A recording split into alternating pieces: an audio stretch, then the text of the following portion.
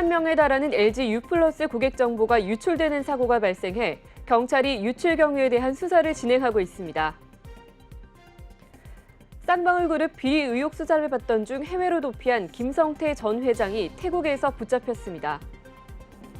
정의선 현대차그룹 회장이 호세 페르난데스 미국 국무부 차관을 만나 한국산 전기차 차별 이슈에 대해 논의했습니다. 카카오가 지난해 10월 발생한 서비스 장애 사태에 대해 집단 소송을 비롯한 개별적 피해 보상 요구 목소리가 잦아들고 있습니다. 카카오는 이달 중 소상공인을 대상으로 추가 피해를 접수할 방침입니다.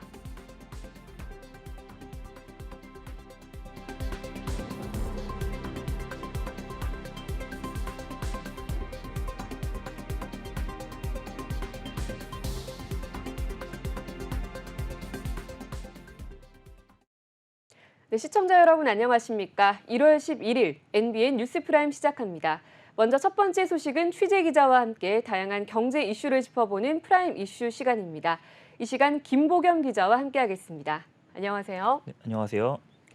네, 어제 저녁 18만 명에 달하는 LG U+ 고객 정보가 유출되는 사고가 일어났습니다. 이에 경찰이 유출 경위에 대한 수사를 진행하고 있다면서요? 네, 맞습니다. LG U+에 따르면 현재 고객 18만 명 가량의 개인 정보가 유출된 것으로 파악된다면서 경찰 등의 수사를 의뢰해 수사가 진행 중인 상태라고 말했는데요.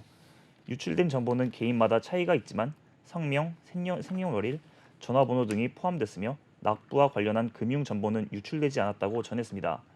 LG U+가 구체적인 정보 유출 사실을 인지한 것은 지난 2일인데요. LG U+는 이튿날 경찰 사이버 수사대와 한국인터넷진흥원에 수사를 의뢰했습니다. LG U+ 관계자는 유출 사실 인지와 공개에 일주일 정도 간격이 벌어진 데 대해 불명확한 데이터를 확인하고 고객을 특정하는 데 시간이 걸렸다고 설명했습니다. 현재 U+는 정보가 유출된 각 개인에게 문자, 이메일 등을 통해 고지하면서 대응하고 있는데요.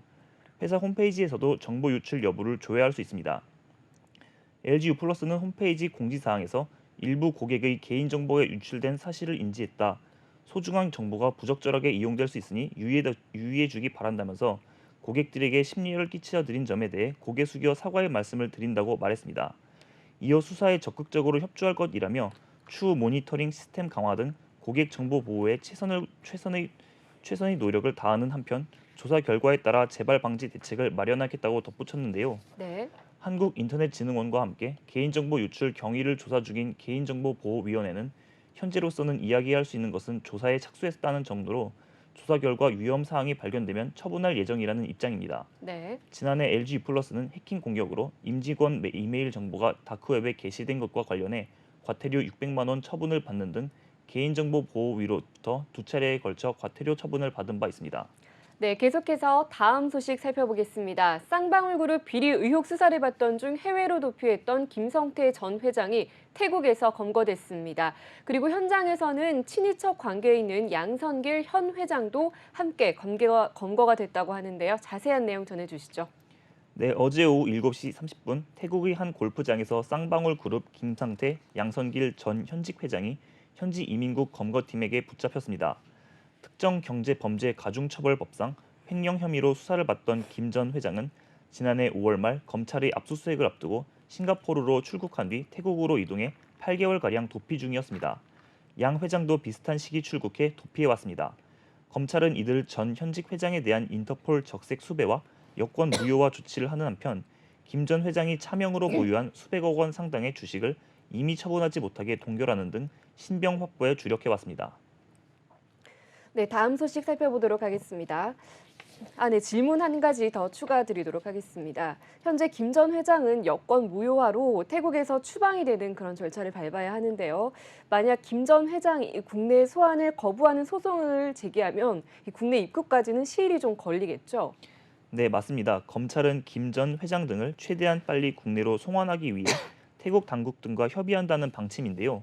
앞서 지난해 12월 초 태국에서 체포된 김 전 회장 금고지기로 알려진 김모 씨도 검거 직후 태국 법원에 송환 거부 소송을 제기했고 현재 소송이 진행 중입니다. 쌍방울그룹은 이재명 더불어민주당 대표가 경기도지사 재직 당시인 지난 2018년부터 2021년까지 공직선거법 위반 등의 혐의로 재판을 받을 때 전환사채를 변호사 수임료로 대납했다는 의혹을 받고 있는데요. 네. 검찰은 김 전 회장이 쌍방울 주가 조작 의혹, 이화영 전 경기도 평화부지사의 뇌물 제공 의혹, 불법 대북 송금 의혹 등 관련 핵심 인물로 보고 수사하고 있습니다. 네, 김 전 회장이 여러 혐의들의 핵심 인물로 꼽히다 보니까 이 빠른 송환이 필요한 것 같습니다.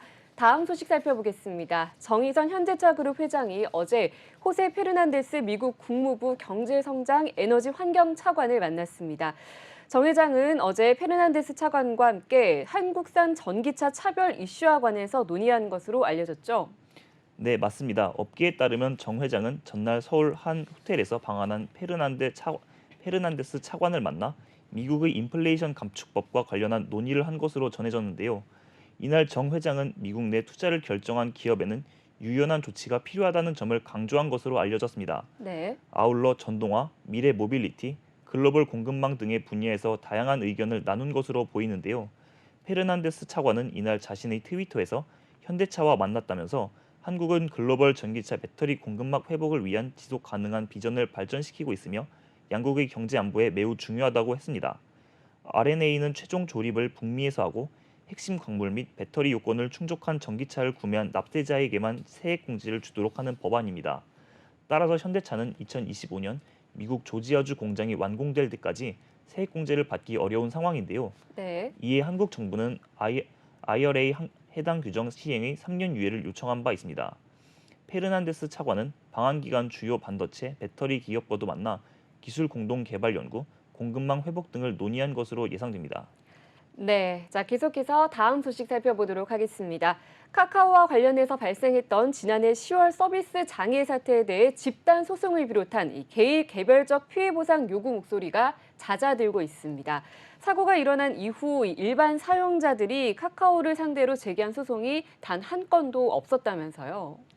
네, 정보기술 업계에 따르면 장애 발생 이후 지난 세 달여간 일반 이용자들이 카카오를 상대로 제기한 소송은 한 건도 없는 것으로 전해졌습니다. 네. 장애 사태 이튿날 네이버 카페 카카오톡 화재 장애로 인한 손해배상을 개설해 소송 참여자 모집에 나섰던 신재현 LKBN 파트너스 변호사는 아직 소송을 하겠다고 나서는 사람이 없다며 사람들의 분노는 금방 잊혀진다고 했습니다. 네. 또 그렇다고 없는 의뢰인을 만들어 소송을 할 수는 없는 상황이라고도 덧붙였는데요.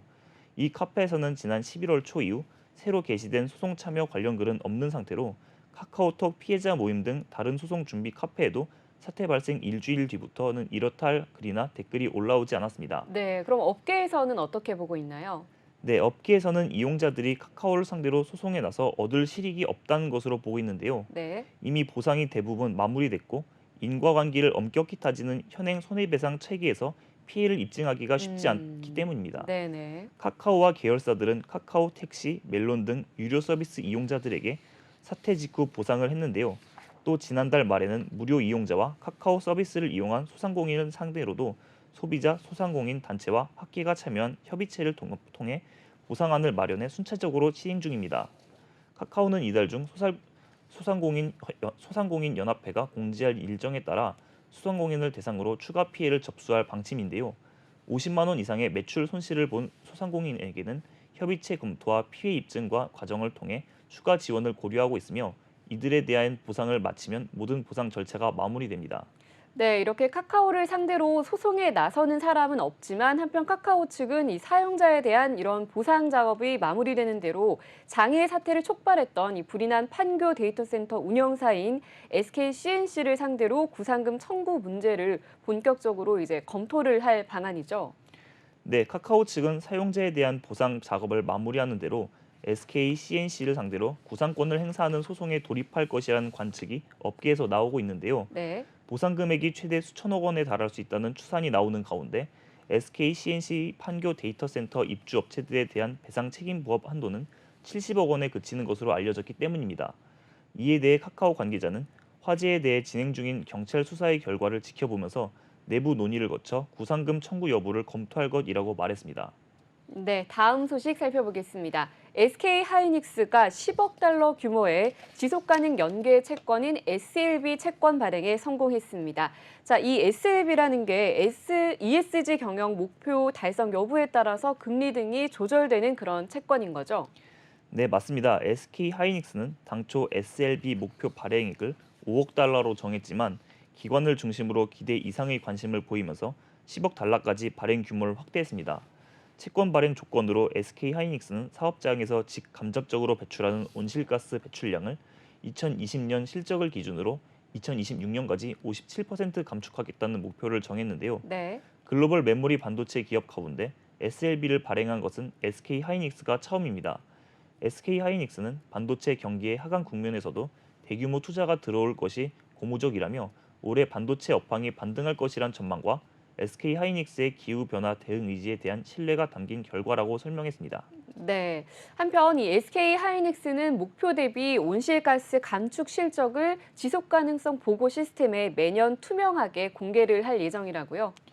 네, 맞습니다. SK하이닉스는 2026년이 지나면 이듬해 상반기 중 최종 목표 달성도를 측정해 공개하고 결과에 맞게 금리를 조정하기로 했는데요. 또 SLB와 함께 7억 5천만 달러 규모의 그린본드를 발행했습니다. SK하이닉스는 그린본드를 통해 마련한 재원을 수질 관리, 에너지 효율화, 오염 방지, 생태환경 보건 등 친환경 사업에 투자할 예정입니다. 네, 계속해서 다음 이슈 살펴보겠습니다. 지난해 10월 빵 공장에서 안타까운 사망 사고가 발생했었던 SPC가 전 사업장에 IT 기술을 도입하고 또 안전 경영 강화에 나섭니다. 특히 통합 안전 점검 시스템 앱 등을 개발해서 업무 환경에 도입을 할 예정이라고요. 네, 이번에 개발하는 앱은 SPC가 안전 경영 선포식을 통해 발표한 안전 경영 강화 전략의 일환인데요. 네. IT 기술을 통해 효율적이고 체계적으로 안전관리 업무를 수행할 수 있도록 추진했습니다. 각 사업장의 안전관리자들은 안전관리 앱을 설치한 태블릿 PC를 활용해 담당하고 있는 생산시설을 안전 점검하고 직원들의 안전 교육에 대해 보다 편리하고 체계적으로 관리할 수 있게 되는데요. 생산 현장 각 라인과 설비에 부착된 QR코드를 앱으로 인식하면 안전 점검 리스트가 자동으로 나타나 관리자가 이상 유무를 확인해 간편하게 입력할 수 있습니다. 또 점검 결과와 이력 등 통계도 모니터링할 수 있습니다. 관리자가 각 항목에 대해 입력하지 않거나 이상 발생 시 조치 사항을 입력하지 않으면 시스템상 점검이 완료되지 않아 점검 누락을 방지할 수도 있는데요. 이는 안전 문제 발생 시 즉각적인 조치가 이루어질 수 있도록 한 겁니다. 또 SPC는 노사 합동 안전 점검 활동을 통해 노사가 함께 발굴한 유해 위험 요소들을 안전관리 앱 체크리스트에 적극 반영하도록 하는 등 자기 규율 예방 체계 운영에도 앱을 적극적으로 활용할 계획입니다. 자, 그렇다면 이번에 이 SPC가 안전 기술을 도입하려는 사업장은 어디인가요? 네, SPC는 현재 전체 90곳 생산시설과 물류센터 중 SPC 산립, 파리크리, 파리크리상, SPL, 던킨, SPC, GFS 등 50개의 사업장의 시스템 도입을 완료했습니다. 나머지 사업장도 준비가 완료되는 대로 시스템을 오픈해 전 사업장에 적용할 예정입니다. 네. SPC 관계자는 IT 기술을 활용해 안전관리 역량을 강화하고 실무자들이 보다 편리하고 효과적으로 업무를 수행할 수 있도록 시스템을 구축했다면서 앞으로 시스템을 지속 발전시켜 업계를 선도하고 글로벌 수준의 스마트 안전관리 시스템을 갖추도록 노력하겠다고 말했습니다. 네. 자, 계속해서 다음 이슈는 애플에 관련된 소식입니다. 애플이 디스플레이 독립에 박차를 가하면서 이르면 내년부터 모바일 기기에 자체 맞춤형 디스플레이를 적용할 계획이라는 이야기가 나왔습니다. 자세한 내용 전해주시죠. 네, 블룸버그는 이날 정통한 소식통을 인용해 애플이 내년 말까지 스마트워치인 애플워치 최고급 모델에 자체 디스플레이를 탑재하는 것을 목표로 하고 있다고 전했습니다. 애플이 자사기기에 적용할 디스플레이는 유기 발광 다이오드를 개선한 마이크로 발광 다이오드 LED로 알려졌는데요. 네. 향후 마이크로 LED를 아이폰을 포함한 다른 기기에도 적용할 예정입니다. 아, 애플은 이미 애플워치 울트라에 마이크로 LED를 테스트하고 있고 최종적으로는 아이폰을 포함한 다른 모바일 기기에도 이 디스플레이를 도입할 계획이라고 블룸버그는 덧붙였는데요. 네. 현재 애플워치와 비교해 볼 때 차세대 디스플레이는 밝고 선명한 색상과 각도에서 더 잘 보이도록 설계된 것으로 전해졌습니다. 애플의 자체 디스플레이 개발은 수년간 진행됐고 이는 애플 제품의 부품을 외부에 의존하지 않으려는 노력의 일환인데요. 네. 이는 애플이 제품의 디자인과 기능을 더 많이 통제할 수 있도록 합니다. 이미 애플은 자체 설계한 칩을 PC 제품에 탑재하고 있고요. 아이폰에 들어가는 무선 칩도 자체 개발 칩으로 바꿀 계획입니다.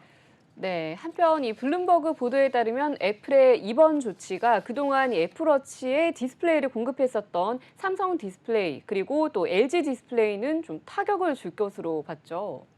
네, 맞습니다. 삼성 디스플레이는 애플 아이폰에도 디스플레이를 납품하고 있기 때문인데요. 네. 블룸버그가 집계한 자료에 따르면 LG 디스플레이 매출의 36%를 애플이 차지하고 있으며 삼성의 전체 매출 중 애플이 차지하는 비중은 6.6%입니다.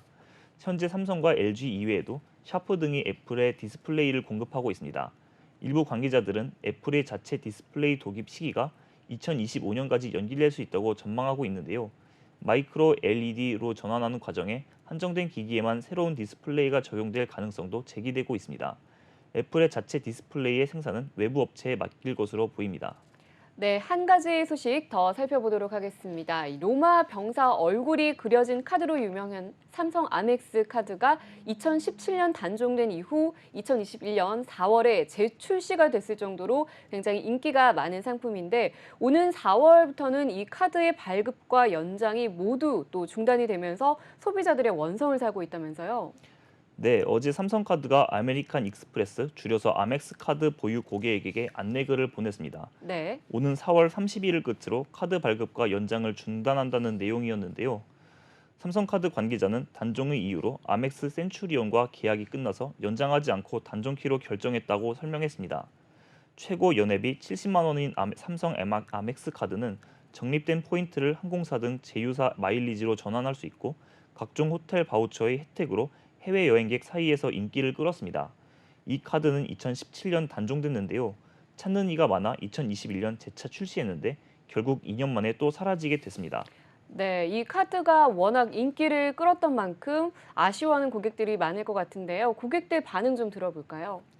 네, 아쉬움을 넘어 당황스럽다는 반응도 나오고 있습니다. 네. 특히 같은 상품인 현대카드의 아멕스 카드로 대체하려는 고객들이 원성이 큰데요.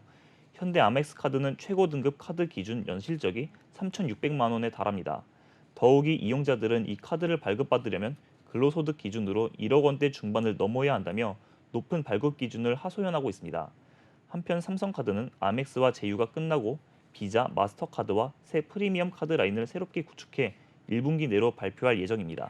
네, 아멕스 카드 단종 소식까지 들어봤습니다. 오늘도 다양한 경제 이슈들 잘 들었습니다. 네, 수고하셨습니다. 감사합니다.